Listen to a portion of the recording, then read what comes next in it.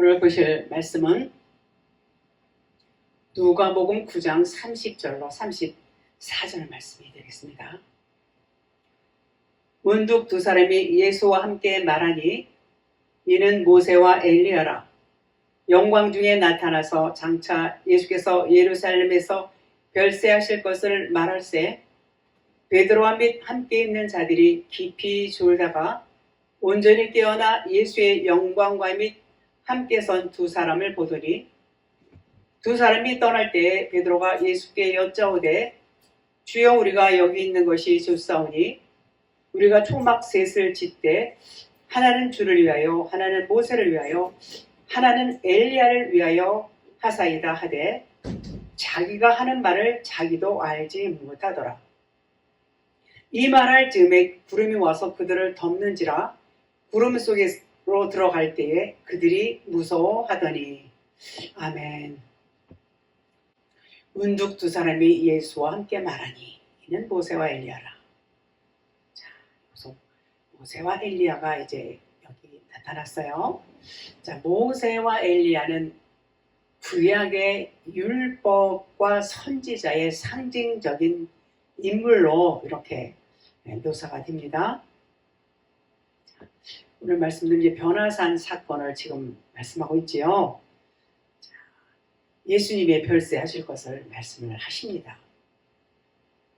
신명기 18장 15절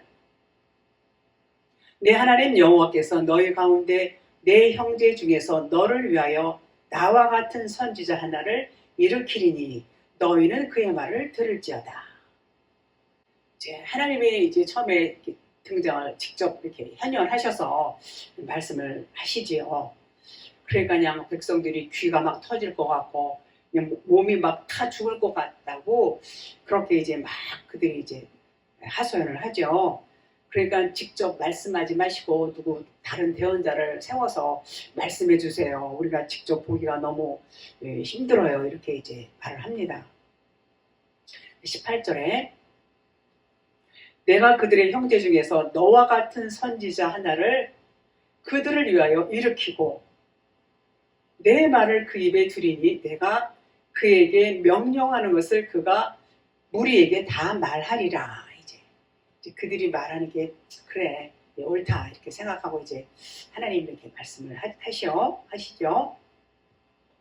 그러니까 여기서 그 선지자는 모세죠. 나와 같은 선지자. 그러니까 하나님께서 모세를 통해서 하나님을 대언자로 세우시는 거예요. 하나님께서 하실 말씀을 전부 모세에게 말씀을 하시고 모세가 이제 그 하나님의 말씀을 그들에게 대언을 해 주는 것입니다. 그에게 말할 거야. 그 예수님이 그의 말씀하신 것을 이제 실행하고 있는데 예수님 자신이 하나님이 말씀하신 선지자임을 증명하고 있다. 그런 말이에요. 그것이 이 변화산에서 이제 보여지고 있는 대목입니다.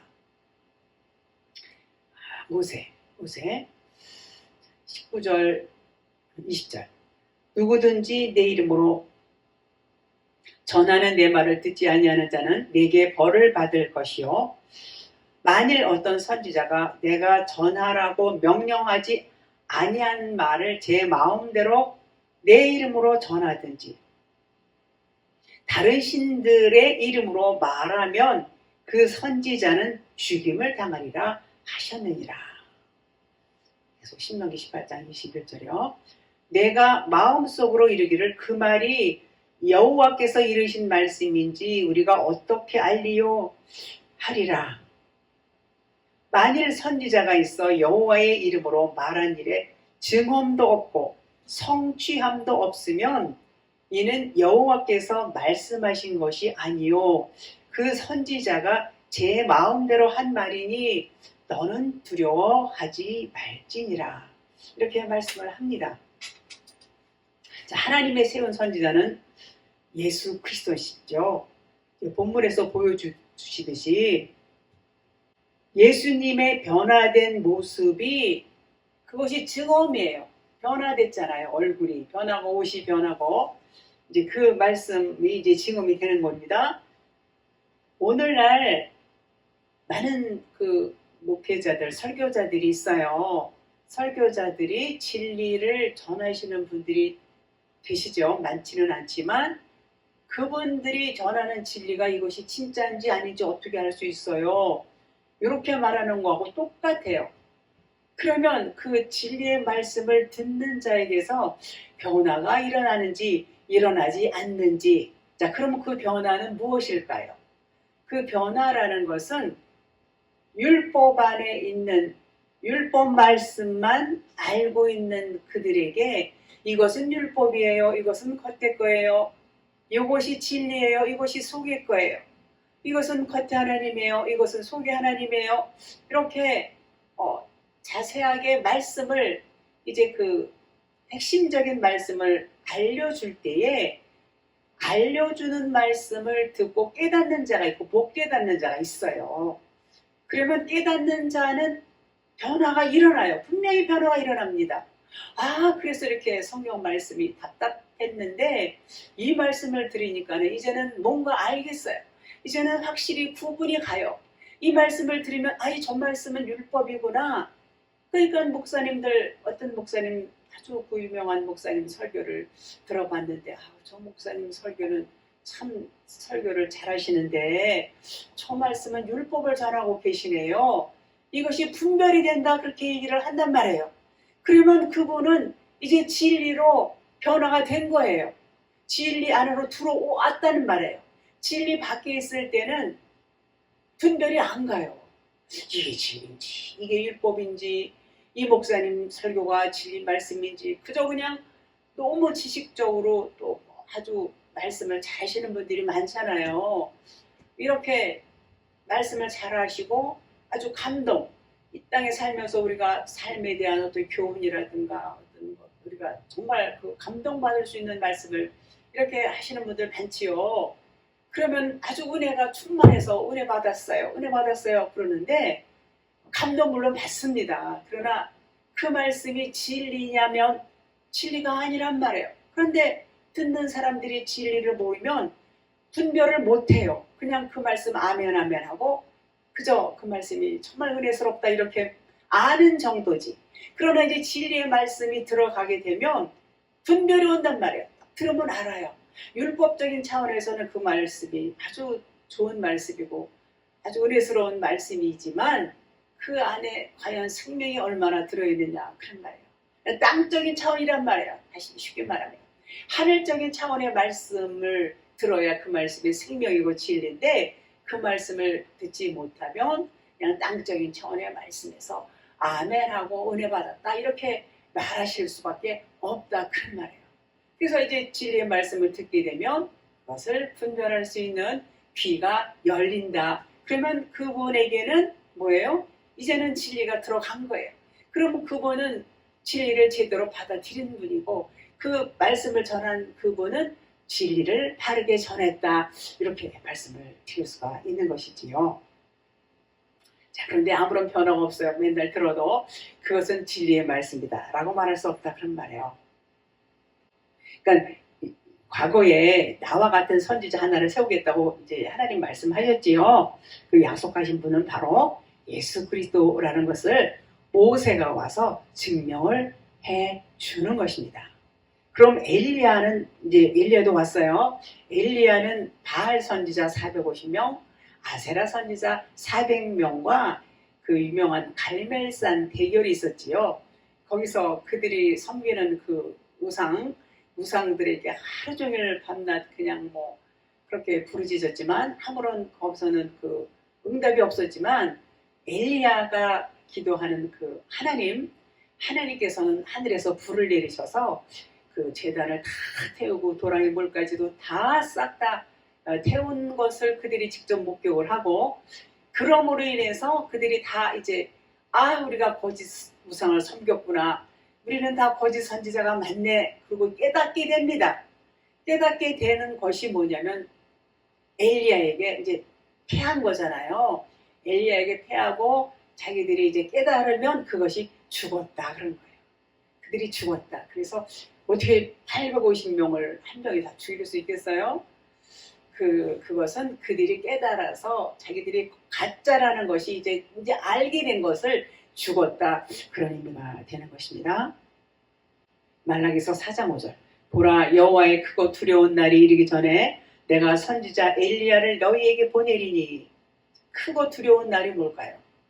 예수 그리스도가 오시는 날, 그 크고 두려운 날, 그 오시기 전에, 예수 그리스도께서 오시기 전에 선지자 엘리야를 보낸다, 그런 말씀인데, 엘리야는 이미 없잖아요, 그죠? 없어요, 오래전 사람. 그래서 엘리야를 보내겠다라는 말은 엘리야의 사역을 이어서 하는 사람이 세례 요한이죠. 세례 요한을 보내겠다, 이제 그런 말이에요.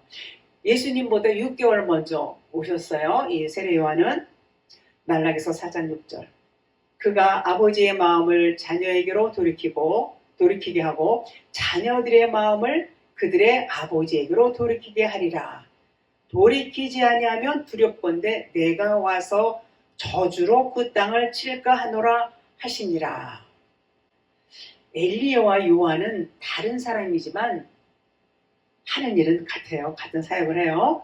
같은 존재로 이렇게 표현이 되고 있습니다. 엘리야 세례 요한은 물세례 사역이지요. 물세례.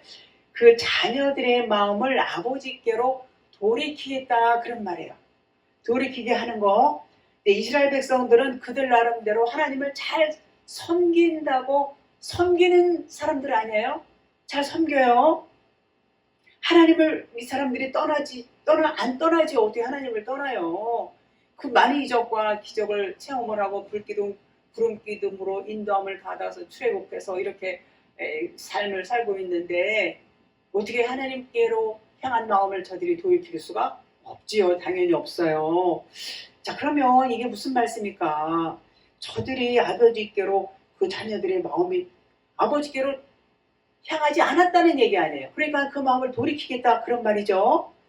그럼 이 말씀이 무슨 말씀이실까요? 그 얘기는 늘 말씀드리는 그 말씀이에요. 겉으로만 하나님을 섬겨요. 율법 할례만 받은 마음을 찢어야 되는데 겉에 육체의 할례는 할례가 아니라고 그랬어요. 마음의 할례를 찢지 못한 자들이에요, 이들이. 그래서 그들에게 이것이 이것이고 이것은 이거고 알려주겠다는 거예요. 그래서 그들이 마음을 돌이킬 수 있도록 하는 일, 그들의 마음을 돌이킬 수 있도록 하는 일을 누가 해요? 그것을 엘리야가 한다. 그것을 세례 요한이 한다. 이제 그런 말이 되는 것입니다. 자, 하나님의 속마음을 몰라요. 겉만 알면은 그냥 겉만 하는 거예요. 겉으로 하늘이 지극정성으로 다 한다 할지라도 그 속마음을 부모님 마음은 저기 가서 있는데 자식 마음은 여기 가서 있어요. 그리고 아무리 그것을 한다고 해도 부모는 그것이 마음에 안 든단 말이에요. 마음을 알아서 마음을 터치해서 그 마음에 들게 해야지. 부모님 마음은 여기 있는데 자식들 마음은 저쪽에 가서 있어가지고 그걸 막 자기들 나름대로는 한다고 하지만 부모 마음하고는 반대다, 그런 말이에요. 그러면 부모 마음을 모르는 거예요, 그것이. 그러니까 저들이 하나님을 잘 섬긴다 할지라도 하나님께 그 마음이 향하지 않았다, 그런 말이에요. 마음이 떠나 있다, 그런 말이에요. 너들은 너들끼리. 근데 그거는 나는 아니야. 하나님은 이제 이런 말씀이죠. 그런데 이제 그 마음을 하나님께로 향하게 그렇게 이제 한다, 그런 말이에요. 마음을 아버지께로 돌이키게 하리라, 이런 말이에요. 그 바울을 한번 봅시다. 바울. 로마서 7장 9절에 전에 율법을 깨닫지 못했을 때는 내가 살았어. 내가 살아서 막 얼마나 그냥 기세가 등등해갖고 그냥 그 예수 믿는 사람들 잡으러 다니고 막 이런 일 앞장서서 하고 그러지 않았습니까? 그랬던 바울이 계명이 이른다는 건 뭐예요? 이제 진리가 이제 알아졌어요. 진리의 빛이 비춰졌어요. 죄는 살아나고 나는 죽었도다.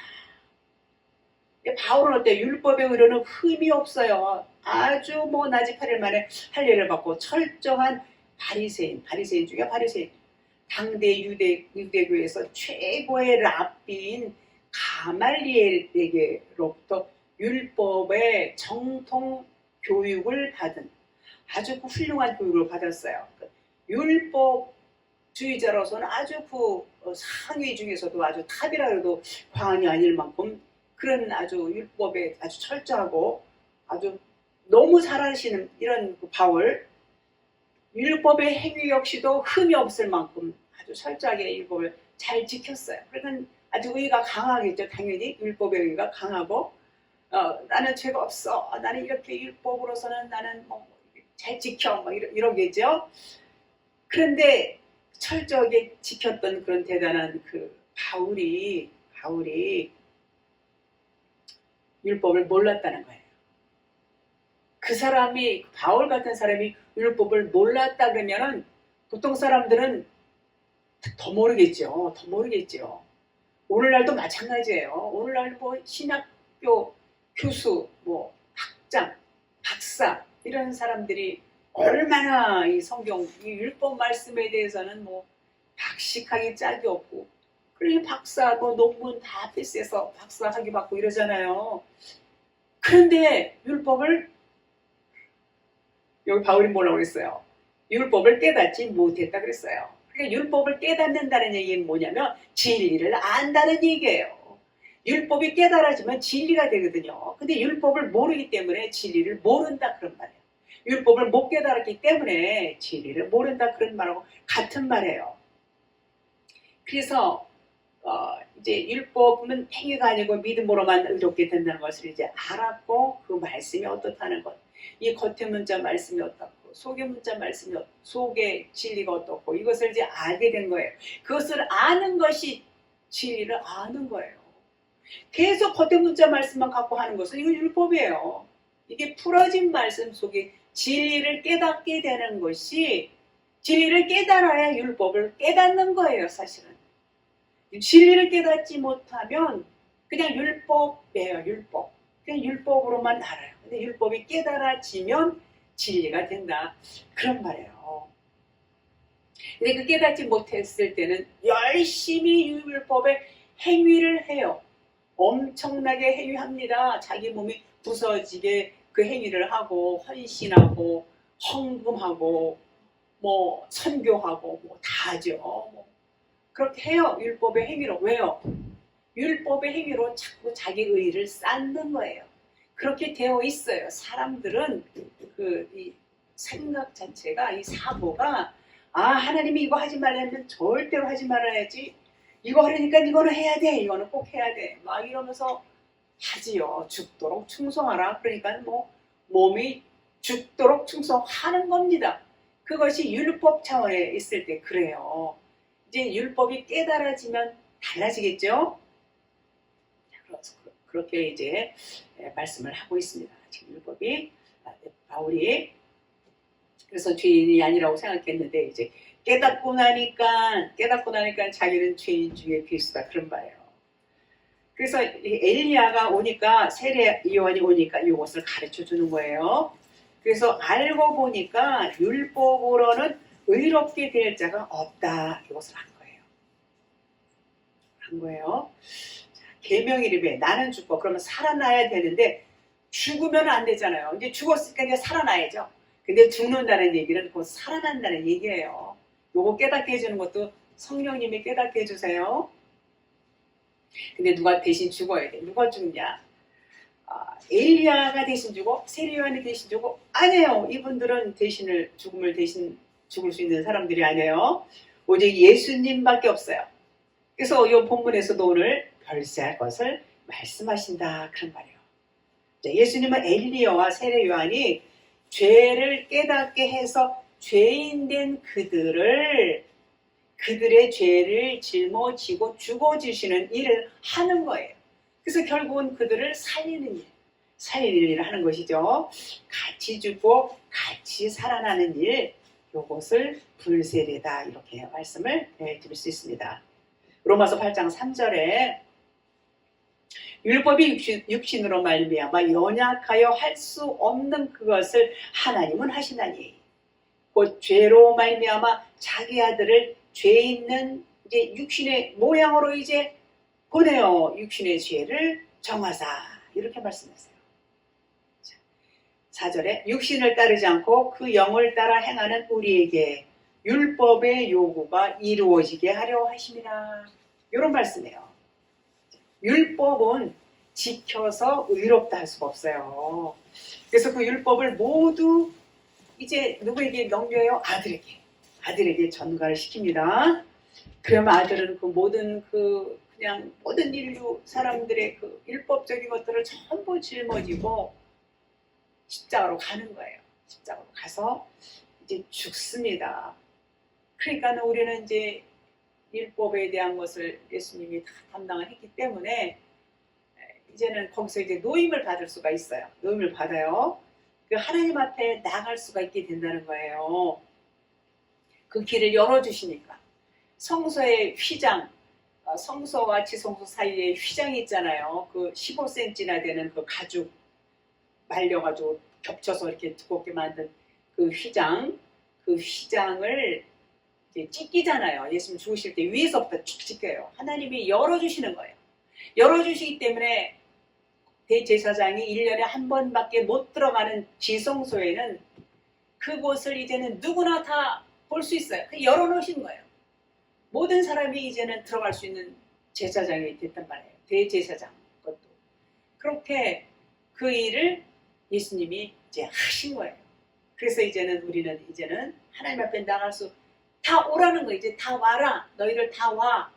예수님이 담당을 하셨기 때문에 이제 그런 의미로 이제 보시면 됩니다. 우리는 이제 율법과 이제는 관계가 없어요. 이제 죄와 사망의 법에서 생명의 성령의 법으로 옮겨갈 수 있게 하신 분이 예수 그리스도다 그런 말이에요. 그래서 육신을 따르지 않고 이제는 영을 따라 사는 거예요. 이제 영 따라 사는 거지 우리는 육신을 따라 사는 자들이 아니에요. 그러니까 엘리야와 세례 요한 이제 같은 역할을 한 그 분들이 예수님께 이제 바톤을 넘겨주니까 세례 요한은 물 세례를 줬죠. 그리고 너는 죄인이야, 너는 죽은 자야, 너는 생명이 없어. 이제 그렇게 하고 그 사명을 끝내요. 예, 거기까지가 세례 요한의 사역이고 예수님이 바톤을 넘겨받고 이제 그 다음 일을 이어서 하시는 겁니다. 예, 죽으시고 그리고 이제 그 율법의 길을 완성을 시켜 주시게 됩니다. 그래서 그것을 믿는 우리에게 영을 따라서 살 수 있도록 새로운 길을, 새로운 삶을 열어주시게 되지요.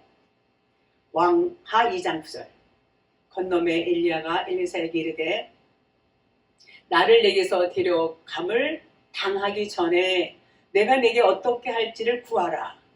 엘리사가 이르되 당신의 성령이 하시는 역사가 갑절이나 내게 있게 하소서 하는지라.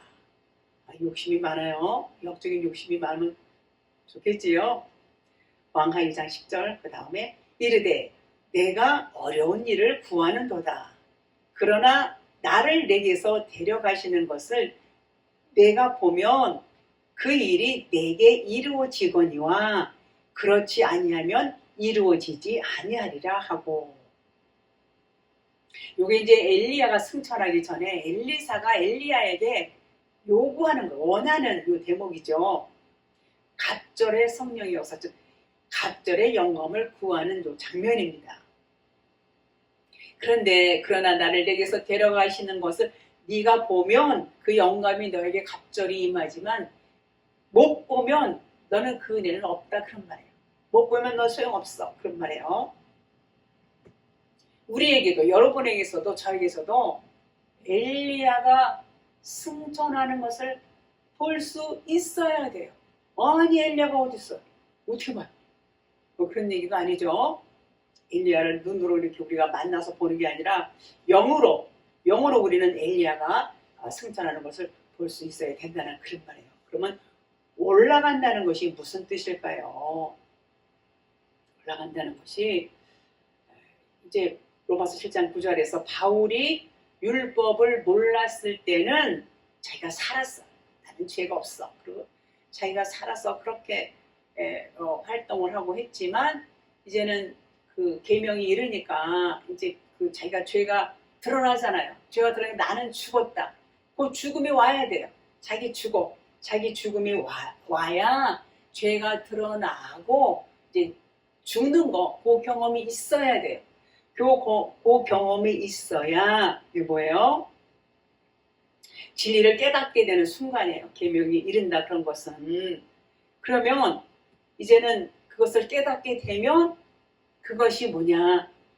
그것이 엘리야가 승천하는 것을 볼 수가 있다 그런 말이에요.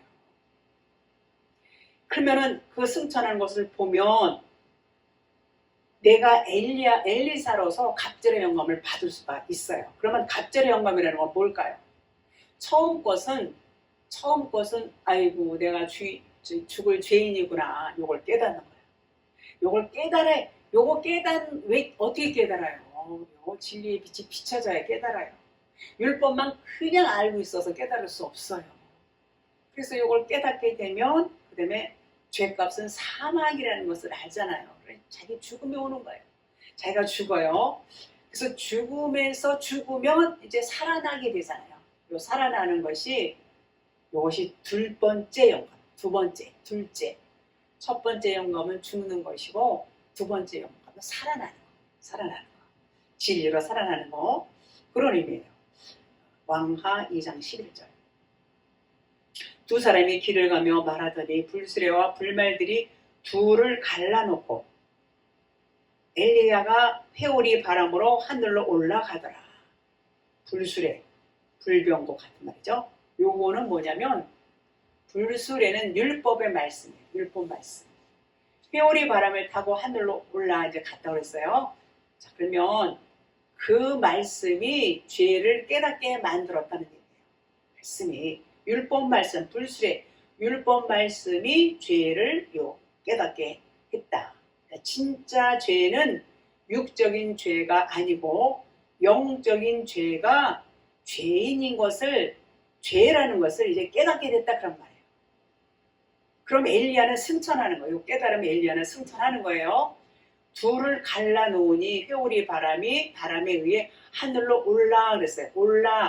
오르다가 원어가 알라예요. 알라라는 발음이에요. 그런데 또 번제 요 뜻이 보면 번제가 올라라는 말이에요. 번제에서 온 단어예요. 번제에서. 그래서 올라를 알라하다 이런 말인데 약간 쉽게 말해서 이제 그 엘리야가 올라갔잖아요. 그 올라라는 그게 엘리야 몸뚱이가 올라가 그런 표현이 아니라 이제 제사를 지내잖아요. 번제물이 타면은 연기가 나잖아요. 그 연기가 올라할 때 그 단어예요. 그러니까 번제 드릴 때, 제사 드릴 때의 용어예요. 이게 올라가. 그러니까 이 얘기는 엘리야가 번제물이 되어서 태워져서 그 연기가 올라갔다. 이렇게 보셔야 돼요. 엘리야 몸뚱이가 올라간 게 아니고 그런 의미예요. 만약에 엘리야 몸이 올라갔다 그러면 이런 단어를 쓰면 안 돼요. 라카흐라는 단어를 써야 돼요. 라카흐라는 단어는 그 엘리야의 몸이 올라갈 때에 쓰는 단어예요. 그러니까 우리 번역하는 한국어 말, 요 말하고 히브리 원어에 나오는 말하고는요, 굉장히 그 의미가 많이 달라요. 여러 가지 뜻이 있어요. 그래서 이 단어가 그 단어가 아니라는 얘기예요. 그래서 이 엘리야는 그 번제물이 타서 연기가 올라가는 그 올라로 쓰여졌다. 그런 말이에요. 엘리야가 승천했다는 그런 의미를 지금 이렇게 말씀을 드리는 거니까 이해하시죠? 라카흐로 되어 있지 않다 그런 말이에요. 라카흐로 되어 있다면 몸뚱이가 올라가는 건데 그 단어가 아니다. 그런 말이에요. 자, 비슷한 말씀을 또 에베소서 2장 6절에 또 함께 일으키사 그리스도 예수 안에서 함께 하늘에 앉히시니 이런 말 있죠. 자, 우리들은 하늘에 올라갔어요. 올라갔다가 뭔가 여기서 내 육신의 겉사람은 번제물로 태워져서 연기로 올라갔다는 얘기예요. 연기 흠양하는 연기. 그래서 이런 말씀 많이 하시잖아요. 너희 몸을 거룩한 산제물로 드리라. 예배 드릴 때 거룩한 산 태우라는 얘기. 태워서 연기를 드리라 그런 말하고 같은 거예요. 그러니까 죽음이에요. 자기 죽음을 말하는 거예요. 이것이 올라갔다 그런 말이에요. 죽음이에요. 죽음을 말하고 있어요. 31절 볼게요. 우리 본문. 영광 중에 나타나서 장차 예수께서 예루살렘에서 별세하실 것을 말할세. 그러니까 모세와 엘리야는 이제 그들이 승천하고 이런 것들 이제 그런 것처럼 예수님도 그렇게 하실 거야. 이제 그런 얘기를 이제 하고 있어요. 근데 예수님이 별세한다고 하는 것은 별세 세상을 떠나는 거 맞아요. 별세. 그런데 여기서 별세의 단어가 엑소도스로 돼 있어요. 엑소도스 여러분들 잘 아시죠? 그 영화도 나오고 과거에 영화도 나오고 그랬어요. 그 출애굽, 그 탈출 뭐 이런 거. 그래서 이 단어는 출애굽, 탈출, 이탈 이런 뜻인데 즉 예수님이 변화된 모습을 이미 보여주셨죠. 얼굴이 변하고 옷이 변하고 요것이 엑소더스예요. 요것이 이제 탈출이에요. 예수님의 먼저 이렇게 갖고 계시던 그 옷, 얼굴 이것이 이제는 탈출하게 되면 얼굴이 빛이 나고 옷이 휘어지고 이렇게 변화되는 것. 요것을 뭐라고 해요? 엑소더스. 출애굽이다. 그걸 말하는 거예요. 예수님도 그렇게 이제 별세, 요것이 별세다 그런 말이에요. 자, 예루살렘은 이스라엘의 수도. 거기서 탈출하는 것은 예수님이 예루살렘에서 죽으신다 그런 말이에요. 죽으신다. 자, 본문 33절 보겠습니다. 그런 본문이 아니에요. 이거 죄송합니다. 누가복음 13장 33절. 그러나 오늘과 내일과 모레는 내가 갈 길을 가야 하리니 선지자가 예루살렘 밖에서는 죽는 법이 없느니라. 그렇죠. 예루살렘은 뭐 율법의 핵심이 되는데요. 죽는다는 것은 율법이 죽는다는 의미가 다 이렇게 깔려 있는 거예요. 율법은 마침을 해야 된다는 얘기예요. 그 핵심 예루살렘에서 선지자들이 다 거기서 죽는 것을 지금 말씀하고 계세요. 그래서 예수님은 이제 진짜 죽는 거예요. 예루살렘에. 그래서 이제 들어가신답니다. 들어가세요. 율법의 핵심이 되는 그 예루살렘. 자, 율법 안으로 들어가셔서 거기서 이제 별세, 엑소도스 하시는 거예요. 자, 그 의미는 여러분들이 잘 아시잖아요. 예수님 육체가 율법으로 오셨어요. 벌써 딱 몸 자체가 율법이에요. 율법으로 오셔서 이제 그 율법 성전 뭐 이런 거 다 이제 말씀을 해주시고 그리고 이제는 마감하는 거예요. 율법 마감하는 게 뭐예요? 율법에서 엑소도스 하는 거예요. 이제 나가시는 거예요. 율법에서 나가시는 거. 그러면 이제는 그리스도 진리로 이제 변화되는 것이죠. 그런데 예수님은 그대로 계신데 변화가 되시는 거예요. 우리도 여기 있잖아요. 그냥 여러분과 제가 이렇게 여기 있지만 진리로 말씀으로 변화가 되면 이제는 육신의 율법에서 엑소더스 하는 거예요. 율법 세상, 이 어두운 세상. 이 어두운 세상에서 진리의 세상으로 나가는 거예요. 엑소더스 해야 되겠죠. 우리 모두는 뭐 물론 여기 계신 분들은 다 하시겠지만 출애굽. 자, 선지자들은 항상 예루살렘에서 죽어요. 율법에서 탈출하는 겁니다. 하나님은 계속 그런 말씀하고 계세요. 율법에서 나와, 율법 마감해야 돼, 나와야 돼. 율법 아래서는 구원이 없어. 생명이 아니야. 그래서 예수님이 오셔서 너희들을 구해주는 거예요. 지금 오늘 이 말씀도 지금 그 내용이 다 나왔어요. 다 예수님이 엑소도스, 이제는 변화되는 거, 변화상. 그걸 어떻게 여러분들 보셨어요? 그것이 전부 율법에서 나와야 된다는 의미를 말씀하시고 우리 하나님께서는 이 성경 66권을 전부 그 말씀을 하고 계세요. 그것을 깨닫지 못하면 율법에서 못 나오고 있는 거예요. 율법 안에서는 뭐예요? 두려움이 있어요. 항상 무서움이 있어요. 그 율법 안에 갇혀서 그래서 평안이 없는 거예요. 평안은 나와야 평안이에요. 나와서 샬롬이 되어야 돼요. 그 율법 안에서는 샬롬이 있다? 없다. 그런 말씀을 계속해서 성경은 말씀하고 계신 것을 우리가 볼 수가 있습니다. 자, 그래서 이 변화되는 것, 이제 물로 포도주가 돼. 물이 변하여 포도주가 되는 것이 변화되는 거예요. 우리 겉사람이 이제는 다 죽으니까 속사람으로 변화되듯이 똑같은 말씀을 성경은 표현만 다르게 해요. 핵심 말씀, 스토리 뭐 이런 것은 달라요. 등장인물 이런 거 다르지만 핵심적인 내용은 똑같다. 그런 거예요. 진리는 하나예요. 진리는 하나. 자, 그래서 겉사람 율법에서 속사람 진리로 탈출하는 것. 복음으로 탈출한다. 그런 말이에요. 66권 요 말씀이 검은 활자잖아요. 검은 활자. 검은 활자예요. 검은 활자는 검은 옷, 지난 시간에 말씀드렸죠. 검은 옷하고 똑같아요. 그런데 예수님이 이제 얼굴도 변화되고 옷도 원래는 검은 옷이었지만 흰 옷으로 빨래한 자가 더 이상 희게 할 수 없을 만큼 그렇게 휘어졌더라 그랬어요. 그렇게 변화되는 거예요. 전부 이 율법하고 복음, 진리의 말씀을 이렇게 대조하시면서 말씀하고 계세요. 전부 그렇게 진리를 말씀하고 계세요.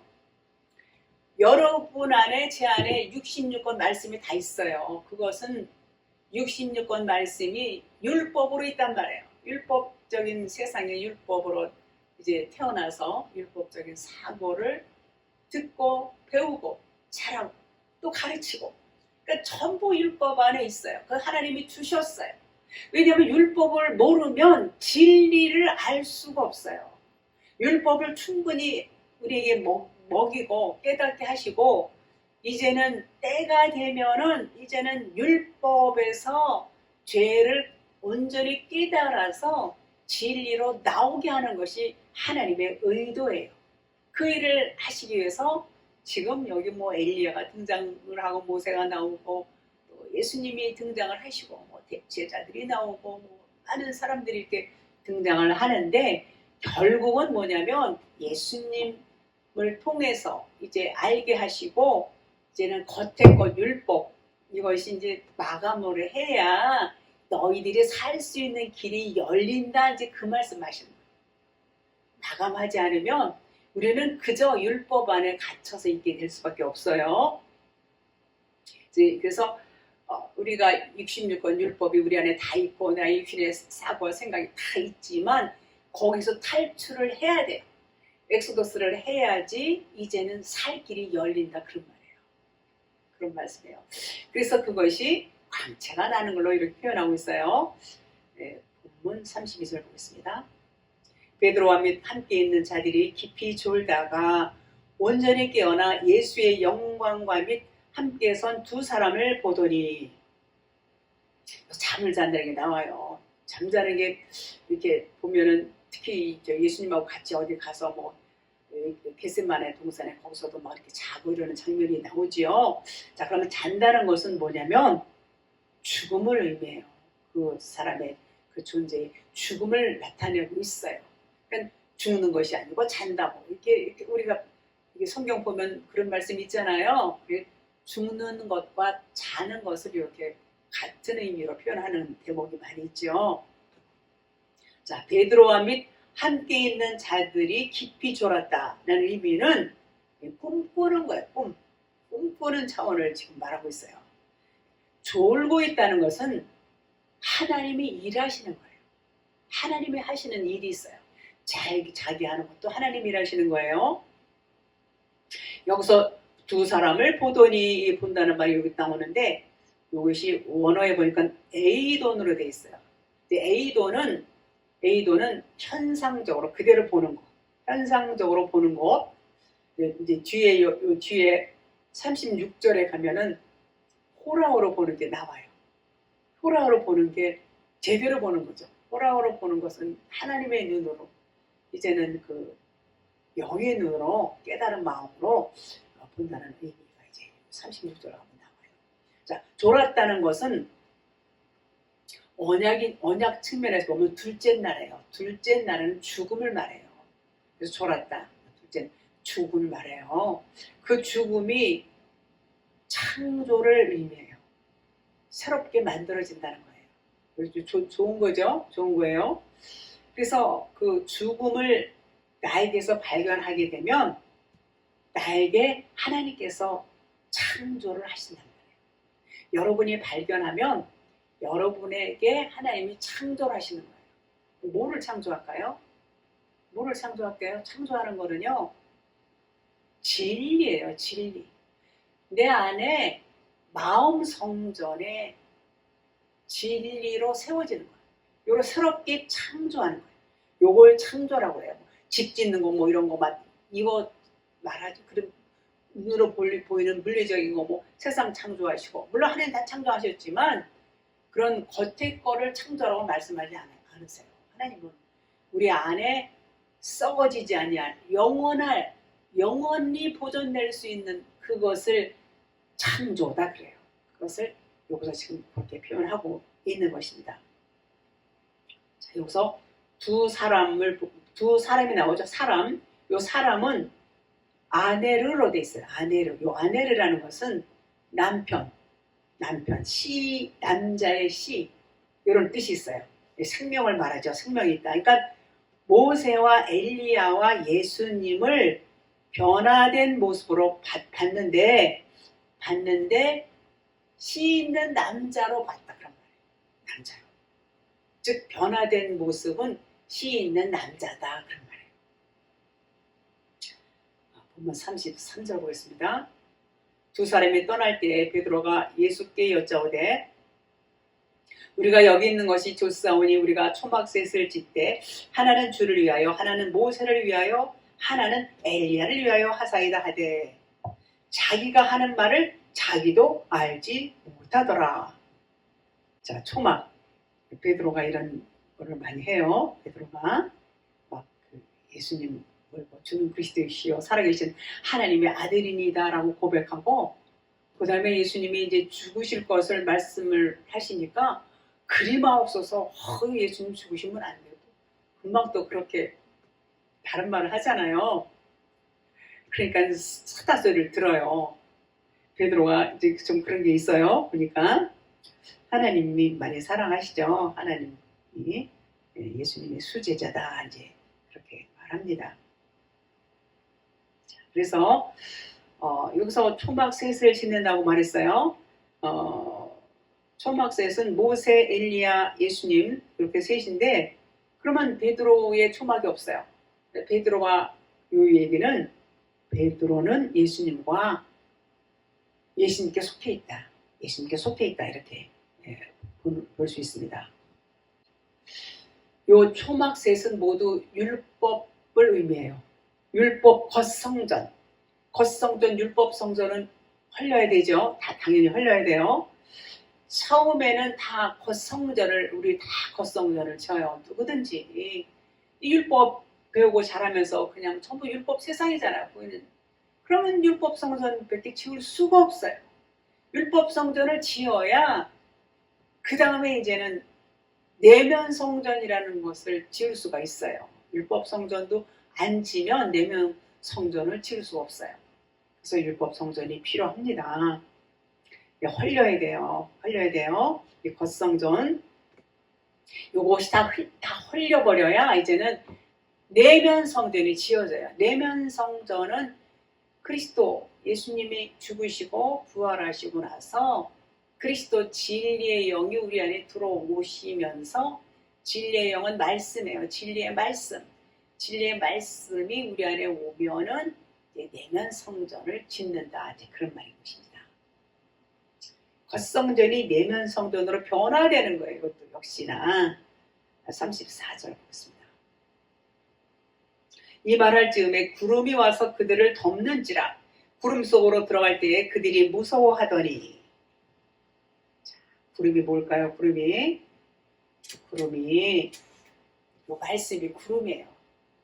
그런데 겉의 말씀, 표면적인 말씀, 검은 활자 이것을 구름이다 그렇게 표현하고 있습니다. 근데 구름 속으로 들어갈 때에 그들이 무서워했다고 했어요. 자, 겉의 문자 말씀드렸죠. 무지개는 구름 속에 감춰져 있어요. 감춰져 놓으셨어요. 그들이 왜 무서워했을까요? 출애굽기 19장 16절. 셋째 날 아침에 우레와 번개와 빽빽한 구름이 산 위에 있고 나팔 소리가 매우 크게 들리니 진중에 있는 모든 백성이 다 떨더라. 하나님이 직접 나타나시니까 이제 두려워서 떠는 거예요.